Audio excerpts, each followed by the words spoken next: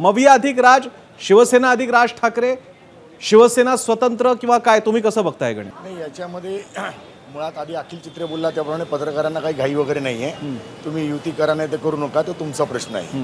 तुम्ही उद्या नाही केली तरी आम्ही त्या बातम्या देणार आणि केली तरी आम्ही त्या बातम्या देणार. बातम्या देणं हे आमचं काम आहे. मुळात तुम्ही हा मुद्दा लक्षात घ्या. दुसरा राहिला मुद्दा, पृथ्वीराज चव्हाणांनीच अलीकडे एक स्टेटमेंट केलेलं आहे, जर शिवसेना मनसेबरोबर गेली तर आमची त्यांच्याबरोबर ती युती होऊ शकत नाही, आघाडी होऊ शकत नाही. हे पृथ्वीराज चव्हाणांनी अलीकडेच त्यांचं स्टेटमेंट आहे, त्यांनी क्लिअरच केलेलं आहे आणि ते होणेही नैसर्गिकदृष्ट्या शक्य नाही आहे. मूळ मुद्दा येतो तो मुंबई महानगरपालिकेभोवती प्रामुख्याने या सगळ्या गोष्टी फिरत आहेत. आता महानगरपालिका निवडणुका मुळातच गेले 3 वर्ष 4 वर्ष 5 वर्ष झालेले नाही आहेत. नगरपालिका, जिल्हा परिषदा सगळ्याच निवडणुका व्हायच्या आहेत. या सगळ्या पार्श्वभूमीवरती वेगळ्या ठिकाणी वेगळ्या प्रकारे आघाड्या युत्या झालेल्या आपल्याला बघायला मिळतील. तशा त्या युतीमध्ये होतील आणि महाविकास आघाडीमध्ये होतील किंवा नाही होतील.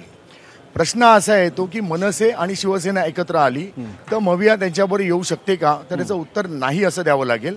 शरद पवारांची भूमिका मला माहीत नाही त्या सगळ्या प्रकरणामध्ये काय असेल, पण मुख्यतः आत्ता जी लढाईचा आपण विचार करतो, प्रामुख्याने जी चर्चा केंद्रित आहे ती मुंबईच्या अनुषंगाने आहे.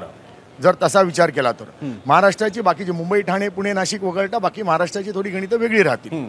त्या ठिकाणी स्थानिक पातळीवर वेगळ्या आघाड्या युत्या होऊ शकतील किंवा स्वतंत्रपणे शिवसेना लढेल, स्वतंत्रपणे मनसे लढेल, कदाचित एकत्रित पण लढतील. प्रश्न येतो मुंबईमध्ये काय होईल. मुंबईमध्ये उद्धव ठाकरे यांनी आतापर्यंत अनेकदा सांगितलेलं आहे, युती करण्याची संकेत त्यांनी स्पष्टपणे दिलेले आहेत. शिवसेनेच्या अनेक नेत्यांनी दिलेले आहेत. अनिल परबांनी प्रेस कॉन्फरन्स घेऊन सांगितलेलं आहे. संजय राऊत आतापर्यंत अर्धा डझन वेळा बोलून गेले असतील. मुद्दा असा आहे की राज ठाकरे हे या संदर्भात एकही शब्द आजपर्यंत बोललेले नाहीत. त्यांच्या पक्षाचा एकही पदाधिकारी या संदर्भात एक शब्दही बोललेला नाही.